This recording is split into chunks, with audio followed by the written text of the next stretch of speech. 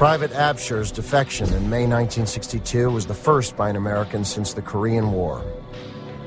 3 months later, he was joined by Private First Class Dresnok. Embarrassingly for the U.S. Army, the two men became minor celebrities in North Korea. But even worse was to follow in December 1963, when Specialist 4 Jerry Wayne Parrish from Henderson, Kentucky, simply disappeared from a routine border patrol. Parrish, he had family problems too. He had a stepfather which was an alcoholic. He always beat the mother and the children.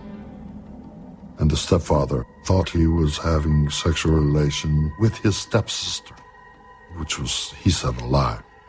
And he told me if I ever come home, he'd kill him.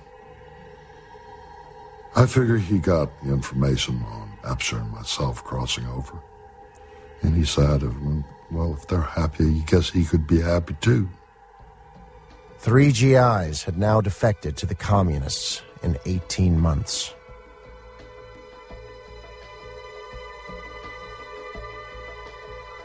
Publicly, the U.S. Army absolved itself of responsibility for these defections. These men were low-ranking soldiers from poor backgrounds and broken homes who had been unable to adapt to life in the military. But the North Koreans saw an opportunity. With each defection, they had acquired a higher rank. Their military council now raised the stakes, proclaiming that financial rewards awaited those willing to bring weapons and information over. In January 1965, Sergeant Charles Robert Jenkins, a non-commissioned officer from Rich Square, North Carolina, abandoned the nighttime patrol he was leading and took his M14 rifle to North Korea.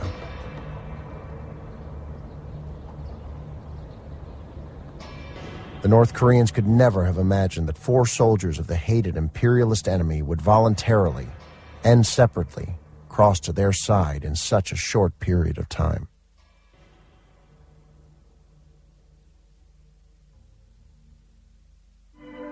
The defection of an officer was presented to the North Korean population as proof of communism's superiority over U.S. imperialism. 국방부의 의회에 속한 전 남부선 미군병사 이수원과 남부선 출근 미군 사사관 렌진선을 환영하는 모임을 가졌습니다. 의회의 수행을 높이 평가하여 상금을 수여했습니다. 또한 제임스는 조선이 분열된 것은 바로 미군의 남부선 강점이 있다고 말하고 미리 침략적 주행을 폭로했습니다. When I seen Jenkins in the newspaper the first time, I said, now why does an old sergeant like him come to North Korea? He looked like a grandfather. His wrinkles were deep from the time he was young. And come to find out, he wasn't but a year older than myself. By deserting the army, all 4 men had, whether they intended to or not, signed up to the communist cause. Their decision to defect may have been taken spontaneously, but the act was irreversible. But what could these Americans, who had all dropped out of high school, possibly contribute to the socialist revolution? These were people that were golden gifts to the North Koreans by blowing them up as if, these were people who saw the light and wanted to live under the mantle of Kim Il-sung's leadership. The U.S. government, I think, was very sensitive about this. They did not want publicity on these guys, and they still don't. I mean, I don't think now it's a conscious thing, but in the 60s, I think it was quite conscious to play down and hide these defections because they were more embarrassing to the United States than you might think. North Koreans were the rights of labor and oppressors. We could hear the loudspeakers with Dresnok talking. As under communist. It was absolutely appalling that he would do this and turn on the whole United States Army. Good morning, Nathan, 9th Cav. Come over to North Korea. We'll give you everything. give you money, we'll give you women, you'll have everything. Every day or every week, we would hear him. He was telling us, he had a lot of girls, and they were treating him like royalty. And we knew it was lies. But the younger kids that just got out of basic and they were 18 really took it for heart. And we were afraid that some of them might actually say, hey, this is a good life. Let's go over. The defectors became integral cogs in a propaganda machine, producing a barrage of anti-U.S. material that was sent across the DMZ to GIs in the South.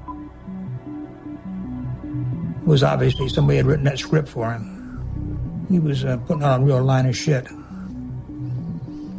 He'd found La La Land. The communists, the North Koreans, would use people for what they could get out of them. I'm no smarter than any other soldier, but I was smart enough to know going there wasn't the answer. All you were going to do is be a slave. We took great pride in it. If the people look at it with the sunshades off, they say, oh, it's really true. The propaganda campaign may have seemed an innocuous offense to the defectors, but if they returned to the U.S., they faced lengthy prison terms for desertion and aiding the enemy. The four men soon began to wonder whether they had made the biggest mistake of their lives. Could they really stay in North Korea, this alien communist land, indefinitely? Was their way of life simply incompatible? I was a little uncomfortable. A different race, a different color, different customs, a different ideology. I was afraid that they wouldn't let me say what I really wanted to say. The uneasiness of the way people look at me when I walk down the street. Ah, there goes that American bastard. And it gave me the ass. They hated Americans for the bombing campaigns, for atrocities that were carried out in the North. And they hated them on a racial basis. They have a unique, homogeneous population, namely they're Koreans, and they're the best people in the world. And everyone else is judged by the fact that they're not Korean. And I can imagine in the 60s that these defectors were surprised to find out the level of hatred of Americans. On the other hand, here are these prized defectors that the North Koreans make a huge propaganda campaign out of. You would think they would treat them like kings.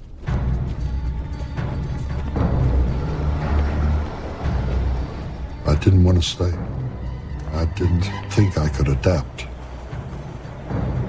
In 1966, four Americans tried to escape North Korea and, at enormous risk, collectively sought asylum at the Soviet embassy. If the Soviets accepted them, they hoped to be sent to Russia.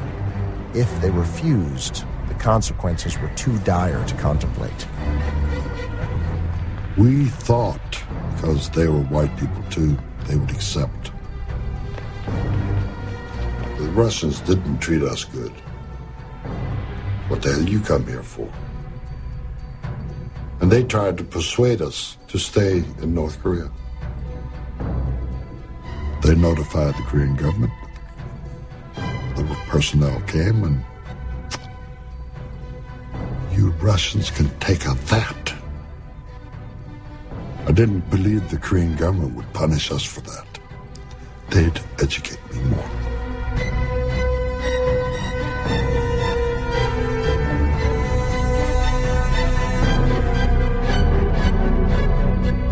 The great leader, Comrade Kim Il-sung, said, "We will take them along with us to communism."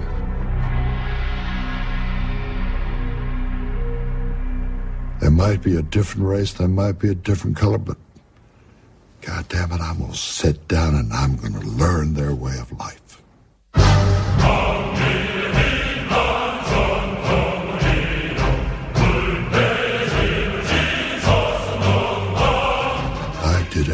I could. Learning the language, learning the customs, learning their greetings, their life. I